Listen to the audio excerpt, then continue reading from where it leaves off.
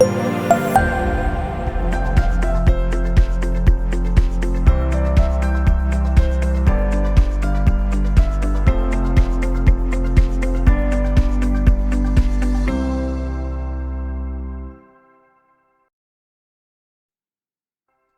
and welcome to another new episode of Leading with Women by Ego. Joining us today is Deepa Narasimhan.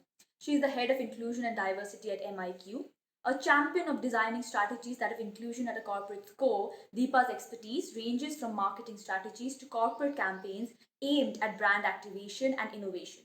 Despite growing up with spinal muscular atrophy, she has been a commendable change agent who has been tenacious in her efforts to make equitable workplaces.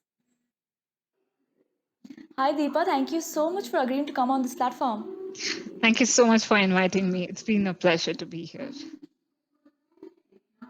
So, Deepa, you have been in the corporates for a really long time and in different companies. So, you have really seen the highs and lows and all of it.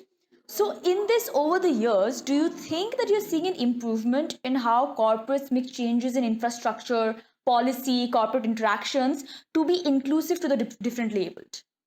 Okay, so I think looking at my journey in the space of the corporate and how corporates have enabled the space for persons with disability or otherwise any diverse people, I think I would definitely give credits for the corporates. One, because of the technology. Technology has been the biggest enabler for persons with disability, and it continues to be that, right? Today, if you see millions of people who get jobs in the corporate space or otherwise are leading it from the front because of the technology. I guess if I look back myself, I use a lot of assistive technology to be able to be here in front of you and to be able to do everything that I do in a leadership role. So I think technology comes in hand in enabling or empowering persons with disabilities. So corporates definitely has played some of the upskilled role when it comes to enabling persons with disability, right? In particular,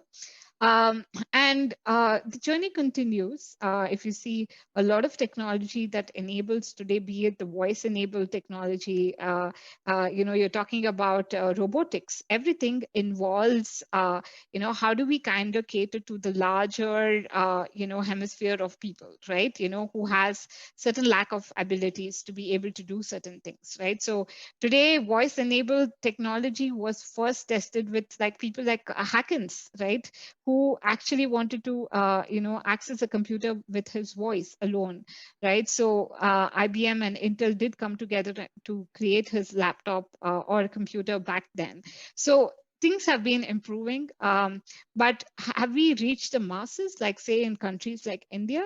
Not really, right? We are still talking about people who have access to technology, and what about people who don't have access? I think it's still a long of gap that we will have to do, especially on the persons with disabilities side. Assistive technology plays a very key role, right?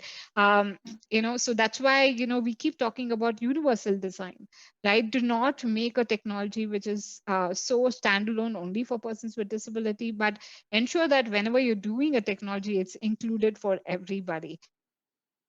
No, I think this thing of cost, I think that's used as a factor quite oftentimes, not a factor, I'm going to say excuse a lot of times that I'm sorry, I cannot make it accessible because it's going to incur a cost. I'm not going to employ differently abled or diverse people because there's so much changes you need to do, which is again going to incur a lot of costs. But on the flip side, what do you think are the economic costs of excluding differently abled people? Yeah, yeah. So we just spoke about our glasses as one of the biggest example, right? Glasses are used as a metaphor. Today, if we didn't have glasses, many of us would be blind, right? Would have lack of eyesight, right? And look at the industry, right, which is doing glasses, and millions of people get employed on the glasses. And this is one example that my mentor Shanti Raghavan always speaks up, right? And it's my mind saying that the economic opportunity for say persons with disability gets included for a whole lot of the country as well, right? If you exclude persons with disability into the whole growth development, I think you will it'll lack the innovation space, it will lack inclusion of the development of the country, right? So if you are enabling persons with disability, you're also enabling the larger force when it comes to economic growth, right? Think up again, think about sectors like, the modern ones, right? Building robotics, or, think about, spaces of inclusion when it comes to, say, a hotel industry, right? When you exclude persons with disability, you're also excluding their family, their friends. So Yeah. you are actually cutting across a major population, right? So I would say, when it comes to incurring cost for building an inclusive workforce or a workplace or a environment, I think by large you will have to see that it caters to everybody, right? Today, just including a ramp is not considered as making the whole place accessible, right? An infrastructure change. It has to do with whole lot. We're talking about, washrooms which are more inclusive, right? We're talking about gender neutral washrooms, right? Those big changes need to come to places like India, right? Infrastructure definitely is a barrier for, say, older, places, right? Be it our employment exchange offices, right? Where we will have to rebuild, to make it accessible. But for the newer ones, we have laws, right, where we will have to have those checklists, right, to enable, the place more accessible. But more or less, those checklists are, done towards the end, or just like a thing that they don't consider as a Performative in priority. nature. Exactly. So I think it has to be integrated part of the entire process. Only then we can make those infrastructure changes possible. So same applies with technology as well. Do not keep accessibility standards as the last goal. Keep it as integrated as possible. So from the foundation itself, keep in mind that it has to be integrated into the structure, as you just said. Absolutely. Yes. So, Deepa, you are the head of inclusion and diversity at MIQ.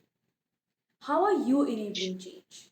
So, yeah, so MIQ is my recent organization, and believe me, I picked up the organization because we are upfront in programmatic and ad tech. I think that's where the world is going. You see the digital marketing taking its own space, right? So MIQ is leading it upfront, and one thing that definitely enabled me to join the organization was, the value that is given to every employee and how we wanted to build inclusion and diversity into the whole organization and community, right? So that's why I picked up the role. It's been amazing.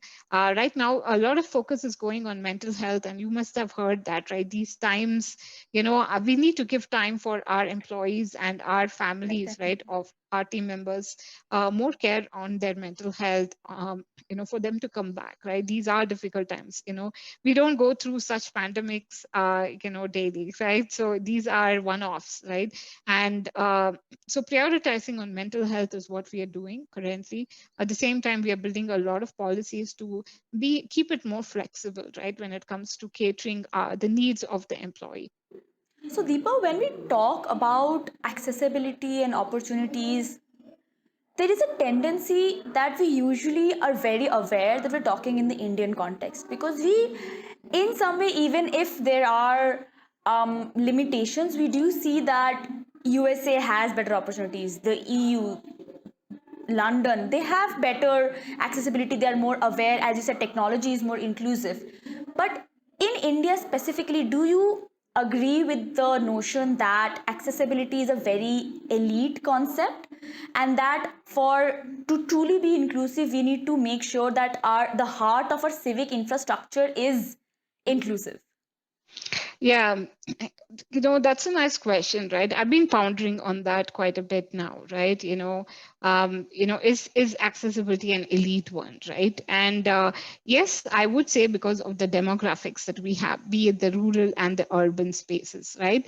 I think when it comes to rural people, like think about usage of phones or think about usage of laptops, right? In a rural space, right? It's catching up now thanks to certain norms where technology has become like a need, right, for everybody, right? So that's why we are able to have cell phones that's there across, right? So so there's a lot of development in that phase, but When it comes to accessibility and technology, I think we still have a long way to go. You're right, because there's not much of innovation that's happening in that space, and it's too scattered, right? That's where, so if I have to buy a software, for example, right, which enables me to do a voice to text, right, or text to voice, whatever conversion, I need to buy something that's there in the US, right? That I have to give $1.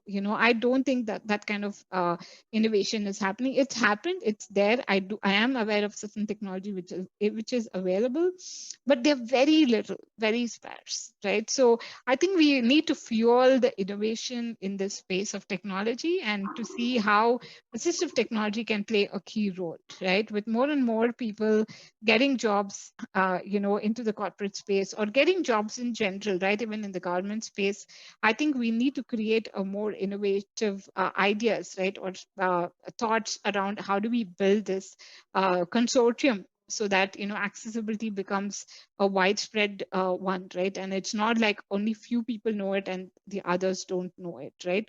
So for example, another one is like, say, transcribers, right? When it comes to interpreters for the hard of hearing or people who can't hear, we have lack of those kind of technology which is available, right? Even if we have certain which are very limited to a beta version kind of a space, it's not adopted by many. So it is at the present at a very elite one, because I think um, we have not played much emphasis. There's a lack of need sometimes because of the sparsity. So we need to invest more, in this space so that it becomes one of the key things that enables persons with disability and otherwise the organization. But aside from innovation, what kind of support would you say currently we are getting from the Indian government legally? So yeah, skilling is one thing that I see is taken a forefront. I think it's very, very important. Um, Skilling is, we are seeing that skilling or lack of skilling, right, is one of the dirt need of the country. It is very, very important currently with the changes in the market, with so much technology coming and disrupting. I think skilling needs to be forefront, right? So um, I think the government needs to invest more on that, so that skilling can become a priority. While Skill India is definitely supporting, we need to do a whole lot, and of course be adopted by across every organization. One of the biggest statistics that comes uh, in the recent research is 96% of people lack skilling, right? Who can take upper roles within an organization, right? So I think we need to bridge that gap. So when it comes to, say, diverse people, who are very underrepresented in an organization or across the country, right, be it on the education side, we need to play emphasis there and, keep skilling as a priority. um, how do we do that, right? I've always thought, how do we create skilling for the masses who needs it, right? I think that's where the emphasis need to go on. How do we create attractive platforms, right? Today we do have a lot of online platforms, but they all are too expensive for someone to afford who cannot, right? So how can we subsidize those for people who need it the most, right? um, I would have loved it in case in my age schooling was online. I would have loved it. Think about someone like me who couldn't go to a school but still had an opportunity to actually learn from home, right? Today I see my niece and my nephew learning from home, and I always imagine I didn't have that privilege, right? I didn't, because I had to study on a book. I didn't even have a tutor, right? Forget about like platforms like Vedantu, right? Which is actually picking up so much. I didn't have any of that. My tutors were my brother, my sister, right? Who actually helped me to, you know, uh, teach me something if I didn't know a concept or like a problem, right? So I think, yeah, technology can reach the masses and we'll have to make it accessible for them, right? Be it on a financial, be it on accessibility wise, and also creating that awareness, on the kind of jobs that they can have. A lot of people lack understanding to know how they can actually make a career, or how they can build themselves, when they learn certain technology or when they learn certain programs, right? So we need to make that more relevant and easy for students to understand. So, accessibility, affordability, and awareness. I think the Absolutely. three keys. Okay. Um, so as a last question, you have already spoken a lot about how the pandemic isn't that new to you, because you are, in a sense, you have faced isolation and you understand what it feels like to be at home and to communicate from the world from a distance. So in this, what have been your sources of strength and inspiration over the years? Yeah, I think that's a good question because source of inspiration for me is on a daily basis on anything that I encounter, be it on online when I read about a quote, or like my mom, right? For example, is someone who gives so much strength, in terms of saying, hey, these kind of pandemics have happened before. Like, for example, the chicken pox, right? When she was a young girl, was a huge thing, right? People were dying of chickenpox and they had to be vaccinated. So she kind of brings up so relevant concepts for us to easily understand, like, yeah, it is a phase that we will have to go through, right? So, and for me, inspiration to do something is also because there are a lot of people who need what you have. Right, the kind of things that I've had, right, the privilege to be able to, build my career, be in a role which enabled me to connect to so many diverse people, right? At the same time, can I give back those learning as a mentor to someone else who need it, right? So I often connect back and say, you know what, there's so much work to be done, right? I cannot, like, put myself saying, okay, that's enough, or I need to take a rest, right, kind of a thing. So it brings me back, to see that I have so much to give back to this community, at the same time so much to learn, right? I'm sure I'm looking forward to see how in next 10 years jobs are going to be, for example, right? I'm sure we all are going to be working for multiple companies, maybe different time zones.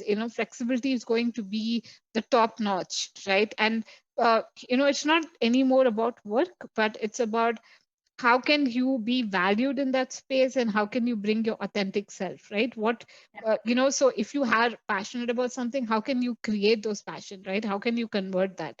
And on that slightly hopeful note, I would again like to thank you for joining us and just giving us some very good insights on what it is like in India in the corporate space. So thank you so much, Deepa. Thank you so much. It's been lovely to be here, and I hope I can hear from others as well, and looking forward to be in touch.